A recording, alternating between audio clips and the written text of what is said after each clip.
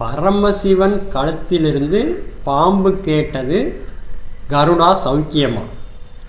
யாரும் இருக்கும் இடத்தில் இருந்து கொண்டால் எல்லாம் சௌக்கியமே, கருடன் சொன்னது. என்ன ஒரு அற்புதமான வரிகள்!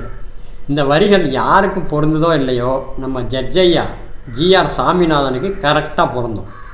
நீதித்துறைங்கிற பரமசிவனோட கழுத்தில் உட்காந்துக்கிட்டு இந்த ஜட்ஜு தனியாக ஒத்தையாக சிங்கம் மாதிரி நின்றுட்டு இருந்த வழக்கறிஞர் வாஞ்சிநாதனை பார்த்து நீங்கள் ஒரு கோழைன்னு சொல்லியிருக்காரு.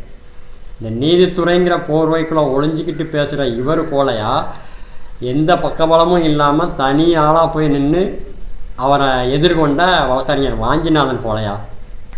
முன்னாடிலாம் நம்ம இந்த சிங்கம் புலி மாதிரியான வலிமையான விலங்குகளையெல்லாம் பார்க்கணும்னா அதை கூண்டில் அடைச்சி வச்சு மிருகக்காட்சி சாலைகளில் ஜூவில் வச்சு மனிதர்கள் பார்ப்பாங்க.